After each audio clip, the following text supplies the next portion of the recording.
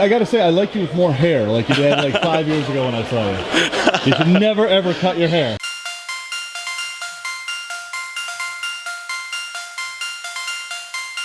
Well, good morning, guys. So I hope that you all watched the daily vlogs from Peru, and before I even got them posted, well, I'm on another adventure. I'm in Sydney, Australia, in Castle Hill actually, which is a suburb of Sydney right now.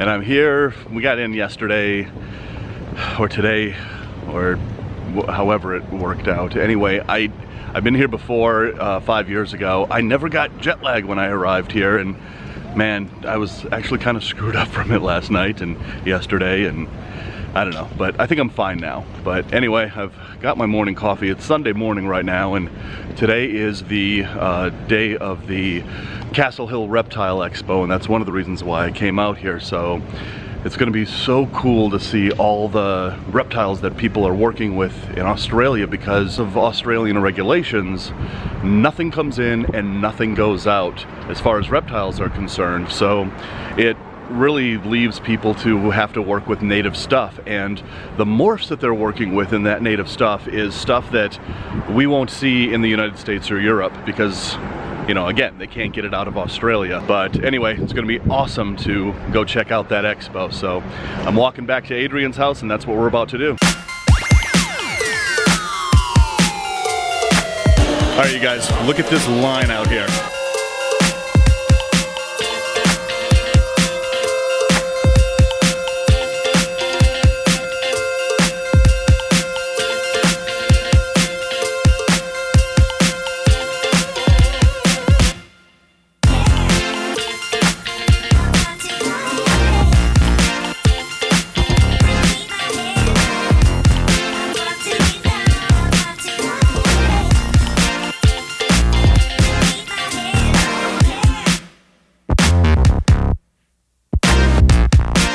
So the coolest thing about walking around a reptile show in Australia, it's all the coolest morphs of blue tongues and carpet pythons and just other snakes that, well, it's going to take a lot of regulation before we see them in the United States or Europe. But here at a reptile show in Australia, we can see all these things right here, and I'm just so geeking out about this.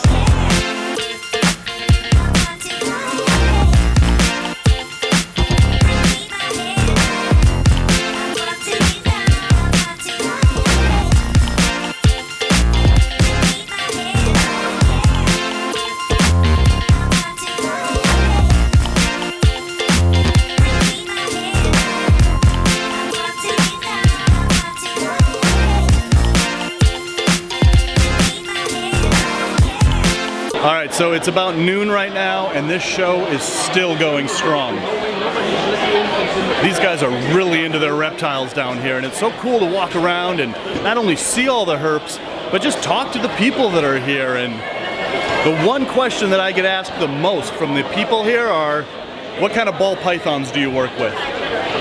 If you can't work with them here, I guess they're a big thing, but I don't know. I'd rather talk about all the blue tongue morphs and the carpet python morphs, and ball pythons and corn snakes are the conversation that people want to have the most with me. So it's kind of cool. Well, I'm with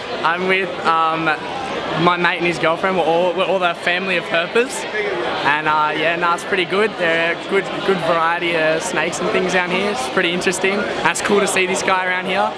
Yeah, pretty awesome. Yeah. Well, great meeting you. What's your name? Lachlan. Dave. Yeah. Great nice to meet you, man. Dave. And what are you guys' names? Angelica. Hi, good to meet you. Marion. Hi, really good to meet you guys. Yeah. We love your thing. It's awesome. Yeah. Awesome. All right, good meeting you guys. That's me. See ya. How's it going? Good, thanks. Good.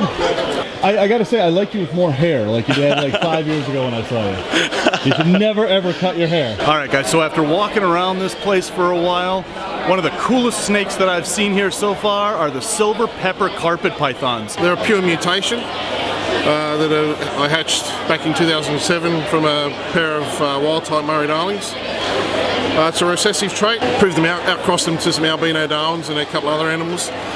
Paired them silver pepper to silver pepper, plus silver pepper back to the father, producing either full clutches of silver peppers or clutches of hets and peppers, or 100% hets. So finally this year I've produced enough, not a great deal, but enough to release onto the market.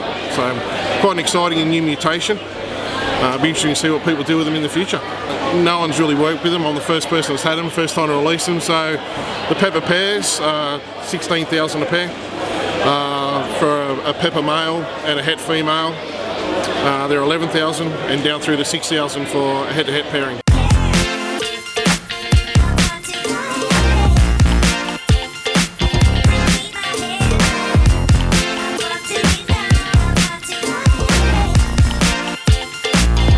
That's from 200% het albinos. So you just bred 2 albino, or you bred 2 hets, Yep. and got this really crazy looking Paradox.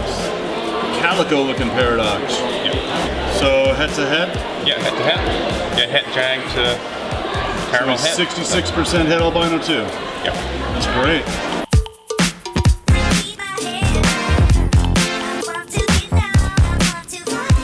It's a hypermelanistic Darwin carpet, a recessive mutation that's only just starting to get played with, really. So, Alright, so this is a Darwin hypermelanistic. Yeah, hyper.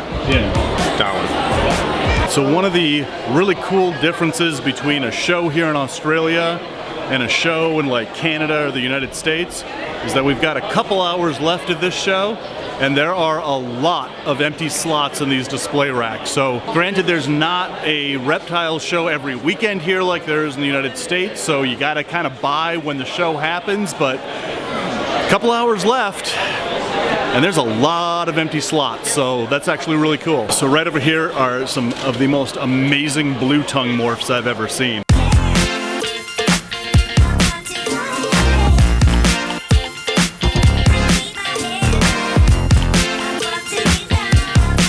These are Kimberly blue tongue skinks. Not very rare here, but they certainly are back home.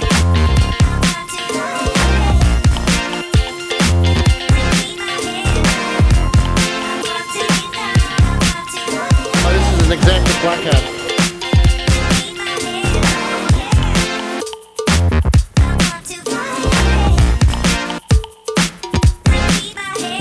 Alright guys, so that's the end of the Sydney Expo. You know, I love traveling the world going to these expos because especially here in Australia you can see some morphs that you cannot see anywhere else in the world. And I just did. That was just awesome. You know, this is not the main venue that Adrian has the show at, but the other place was being renovated, so we had to be in this smaller spot. But Adrian does such a good job with this expo, and if you are in the southern hemisphere in this area, you've got to come to Sydney and check out this expo. He really does an awesome job with it. But anyway, that was so cool to see some of these morphs, to see some of these blue tongue skink morphs and these carpet python morphs that I've just never seen before, and there was a few of them that I didn't even know about before I got here. So really awesome to get out and talk to the fans that are here in Australia and make some new ones. Just an absolutely awesome day. I have no idea what we're going to do for the rest of the day. I'm still suffering from a little bit of jet lag, but I'm doing all right. I think tomorrow we're going to hang around Sydney, but the day after we're going to start an awesome Australian road trip adventure. We're going to drive from here up to Brisbane and then out into the outback. It's going to be amazing. I'm looking so forward to that. So until then, love the planet, keep your life in balance, and rattle on.